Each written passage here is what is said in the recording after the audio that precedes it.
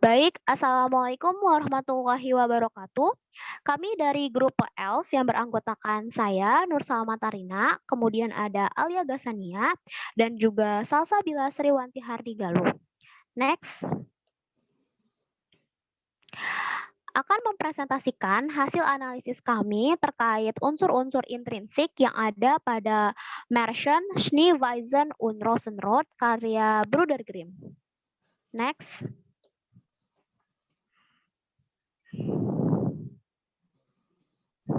Schneewiesen und Rosenroth merupakan dongeng yang berasal dari buku dongeng Die Märchen der Brüder Grimm.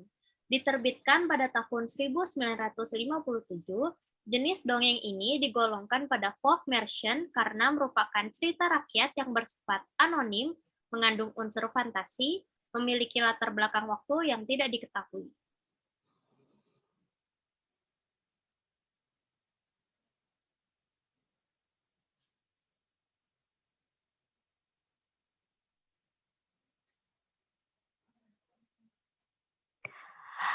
Di tepi sebuah hutan, hiduplah seorang ibu yang tinggal di gubuk sederhana. Suaminya telah lama meninggal. Ibu ini mempunyai dua putri bernama Putih Salju dan juga Merah Mawar. Putih Salju yang ramah dan pemalu, serta Mawar Merah yang periang. Kedua anak gadis itu sangat cantik dan baik hati. Hewan-hewan di hutan menyukai mereka. Suatu malam saat musim dingin, ketika gadis-gadis itu duduk dengan ibu mereka di dekat perapian, ada ketukan di pintu mereka. Terlihat beruang besar dan seekor burung ingin masuk ke dalam rumahnya. Mawar merah pun berteriak dan melompat ke belakang ketakutan dan bersembunyi di belakang ibunya. Kita tidak mungkin membuka pintu untuk beruang, kata Putih Salju bingung. Kalau kita dimakan bagaimana? Ujar Mawar Merah ikut cemas. Kalau beruang itu merusak pintu, bagaimana? Kita mau berlari kemana? Kata ibu mereka panik. Akan tetapi terdengar suara berat dari balik pintu. Jangan khawatir, aku tidak akan memakan kalian. Kami cuma kedinginan dan ingin menghangatkan tubuh kami di perapian. Ternyata beruang yang berbicara. Putih Salju dan Merah Mawar saling pandang. Mereka lalu memberanikan diri membuka pintu rumah mereka. Seketika seekor burung besar dan beruang itu masuk ke dalam rumah. Mereka tampak menggigil kedinginan. Rasa takut kedua gadis cantik itu segera hilang. Mereka buru-buru membersihkan bulu beruang dari salju. Lalu mengajak si beruang besar dan burung duduk dekat perapian agar tetap hangat.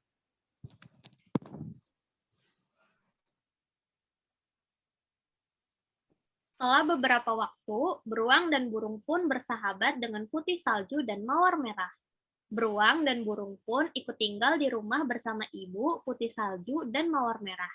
Namun, saat musim dingin berakhir, beruang dan burung pun memutuskan untuk pamit dari rumah mereka dan pergi ke arah hutan. Suatu hari, sang ibu mengirim anak-anaknya ke hutan untuk mengumpulkan jamur di hutan. Mereka melihat kurcaci sedang melompat-lompat sendiri. Ujung bagian janggutnya terjepit kapak di batang pohon dan kurcaci melompat-lompat karena berusaha melepaskan janggutnya yang terjepit dan dia tidak tahu bagaimana membantu dirinya sendiri. Gadis-gadis hanya terdiam dan menatap kurcaci itu. Kurcaci menatap gadis-gadis itu dengan mata merah menyala dan kemudian dia berteriak, "Apa yang kamu lakukan seperti itu? Apakah kamu tidak bisa datang dan membantuku?" Gadis-gadis itu pun mulai mendekati kurcaci itu. "Apa yang kamu lakukan, kurcaci?" tanya Mawar Merah. "Kamu bodoh. Aku ingin membelah pohon, dan sekarang telah terjadi bahwa aku tidak bisa lagi membelahnya karena janggutku yang terjebak dan aku tidak bisa pergi," jawab kurcaci. Gadis-gadis pun mencoba untuk membantu yang terbaik, tetapi mereka tidak bisa menarik badan kurcaci agar bisa terlepas dari kapaknya itu. Karena tidak bisa, kurcaci menggerutu dan makin tidak sabaran. Kemudian Putih Salju mengambil gunting dari dalam tasnya dan menggunting sedikit janggut yang terjebak di antara kapak itu sehingga kurcaci bisa terlepas dari kapaknya. Beberapa hari kemudian, Putih Salju dan Mawar Merah ingin memancing di sungai. Ketika mereka sudah dekat dengan sungai, mereka melihat ada sesuatu yang melompat-lompat di sana. Mereka berlari mendekat dan kemudian mengenali kurcaci itu. Mau kemana? Kamu tidak ingin melompat ke air seperti itu, bukan? Tanya Mawar Merah. Kurcaci berteriak. Tidak bisakah kamu melihat bahwa aku terjebak di jaring ikan? Ucap Kurcaci dengan kesal. Gadis-gadis itu kemudian mencoba untuk membantu, mencoba melepaskan janggut dari jaring itu, tetapi sia-sia. Tidak ada cara lain selain memotong janggut kurcaci. Mawar Merah kemudian memotong janggut kurcaci itu lagi. Kurcaci pun marah dan pergi meninggalkan gadis-gadis tersebut begitu saja. Suatu hari, Putih Salju dan Mawar Merah pergi ke hutan mencari kayu bakar. Karena saat itu sedang musim hujan, mereka sulit menemukan ranting-ranting kering. Mereka terus berjalan sampai ke hutan yang lebih dalam. Mereka mendengar satu tangisan menyedihkan. Mereka berlari dan sekali lagi melihat kurcaci yang terjebak di semak-semak. Sekali lagi, kedua gadis itu mencoba untuk membantu kurcaci. Namun, lagi-lagi tidak ada cara lain selain memotong janggut kurcaci itu. Kurcaci sangat marah dan ingin mengutuk Putih Salju dan Mawar Merah. Tiba-tiba, muncul beruang besar dan burung dari luar gua. Ia langsung menyerang kurcaci penyihir sampai ia jatuh terjerembab dan pingsan. Tubuh kurcaci penyihir itu pun berubah menjadi asap dan menghilang dari tempat itu. Beruang besar lalu melangkah mendekati Putih Salju dan Merah Mawar. Kedua gadis itu mundur ketakutan. Putih Salju, Mawar Merah, jangan takut, kami berdua adalah sahabat kalian dulu, kata beruang besar. Kedua gadis itu pun sangat lega, lalu mereka berlari memeluk sahabat mereka itu. Namun anehnya, beruang dan burung perlahan-lahan berubah menjadi manusia. Putih Salju dan Mawar Merah kembali terbelalak. Di depan mereka, kini berdiri dua pemuda tampan yang ternyata mereka sebelumnya telah dikutuk oleh kurcaci penyihir. Sang pangeran menjelaskan bahwa mereka berdua dikutuk oleh penyihir karena penyihir ingin menguasai harta mereka yang berada di dalam gua. Beberapa bulan kemudian, kedua pangeran pun mempersunting Putih Salju dan Mawar Merah, dan mereka pun hidup bahagia selamanya.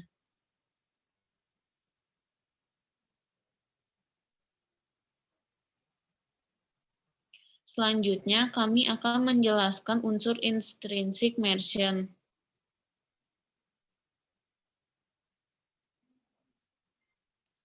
Yang pertama adalah latar. Latar merupakan keterangan mengenai waktu, ruang, dan suasana terjadinya lakuan dalam karya sastra.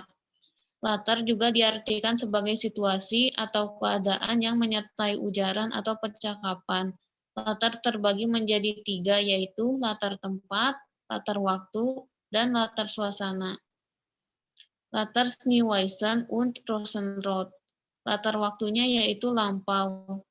Latar tempatnya bertempat di hutan, serta yang terakhir, latar suasananya mengharukan, hangat, dan penuh kebersamaan.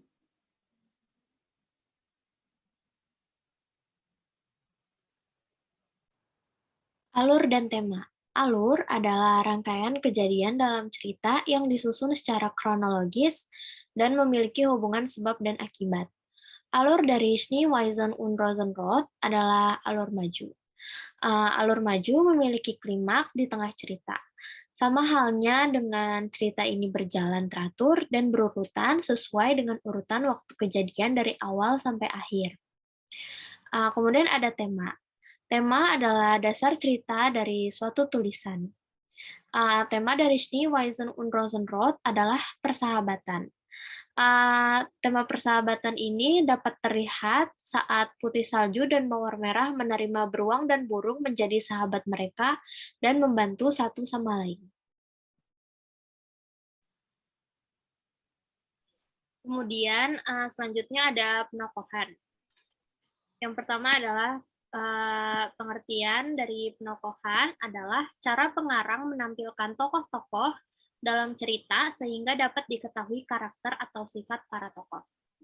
Penokohan terbagi atas protagonis dan antagonis. Protagonis merupakan tokoh yang menampilkan sesuatu sesuai pandangan dan harapan pembaca, menggambarkan watak yang baik dan positif. Kemudian ada antagonis, merupakan salah satu tokoh yang menimbulkan konflik dalam cerita. Ia merupakan penggambaran watak yang buruk dan negatif.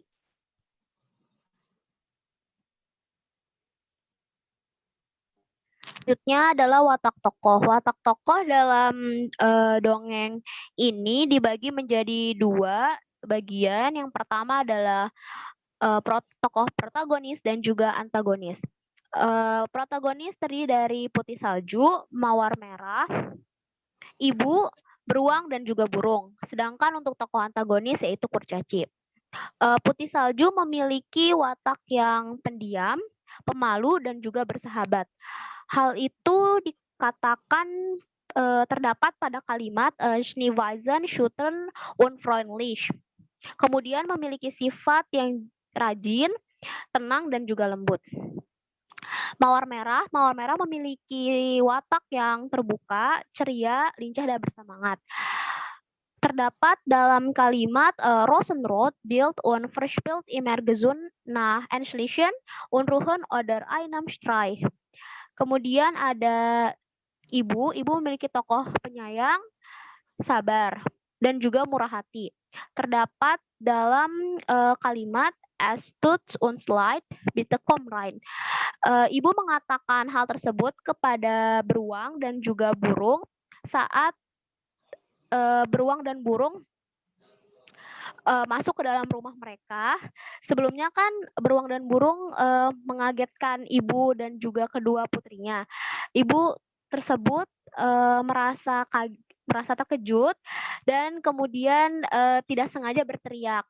Dan ibu tersebut pun meminta maaf karena sudah berteriak dan meminta untuk Beruang dan juga Burung untuk masuk ke mempersilahkan untuk Beruang dan Burung untuk masuk ke dalam rumahnya. Kemudian ibu tersebut memiliki sifat suka menolong. Terdapat dalam kalimat "Oke, das Rex ihr beiden lasst in etwas warmes trinken und bringen ihm eine Decke Rosenrot." Ibu tersebut menyuruh Mawar Merah untuk membawakan selimut untuk Beruang Besar dan juga mempersilahkan Beruang Besar untuk minum. Kemudian ada tokoh Beruang dan juga Burung. Mereka memiliki sifat baik hati dan juga tahu balas budi. Hal itu terdapat dalam kalimat Nicht genug für alles danken, dass Sie für mich getan haben. Beruang mengatakan hal tersebut ketika Beruang telah lepas dari kutukan yang diberikan oleh Kurcaci dan Beruang merasa bahwa semua rasa terima kasihnya tidak akan cukup untuk membalas kebaikan dari Ibu, Putih Salju, dan juga Mawar Merah. Yang terakhir ada tokoh Kurcaci yang memiliki sifat yang suka berkata kasar. Terdapat dalam kalimat Dumme kleinen Mädchen. Kurcaci berkata kasar kepada Putih Salju dan Mawar Merah karena tidak berhasil membantu Kurcaci, dan Kurcaci pun mengatai mereka dengan kata-kata yang cukup kasar, yaitu anak-anak dua gadis kecil yang bodoh. Kemudian Kurcaci memiliki sifat tidak tahu terima kasih. Terdapat dalam kalimat in den Wald ging und der bedankte sich überhaupt nicht für ihre Hilfe. Kurcaci berjalan menuju hutan dan tidak mengucapkan terima kasih atas pertolongan yang telah diberikan oleh Mawar Merah dan juga Putih Salju. Dan yang terakhir, Kurcaci memiliki sifat jahat, tamak, serakah, dan juga suka mencuri. Hal itu Hal itu terdapat dalam kalimat Der böse Zwerg hat meine Edelstein gestohlen mich verzaubert, yang artinya kurcaci jahat itu yang telah mencuri harta saya dan telah mengutuk saya. Kata-kata tersebut diucapkan oleh beruang besar saat beruang tersebut terbebas dari kutukan. Selanjutnya,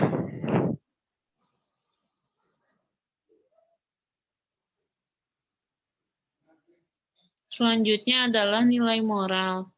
Nilai moral berkaitan dengan pendidikan karakter. Nilai-nilai moral tersebut antara lain pantang menyerah, setia, dan juga saling membantu. Nilai moralnya adalah berbuat baiklah kepada sesama tanpa pandang bulu dan tanpa mengharapkan balasan. Next.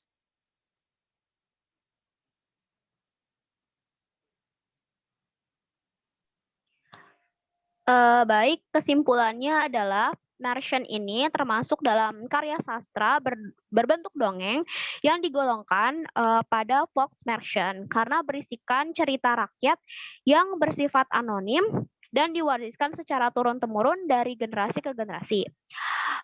Märchen Schneewiesen und Rosenrot termasuk dalam literarische text karena terdapat unsur fantasi des Lesers yang membuat pembaca ikut berimajinasi ke dalam cerita.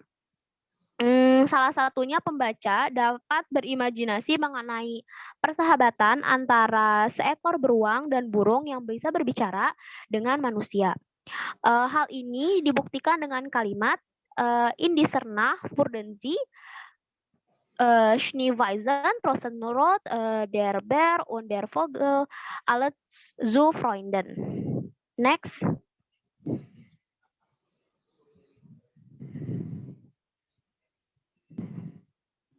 Sekian dari pemaparan kami. Terima kasih. Assalamualaikum warahmatullahi wabarakatuh.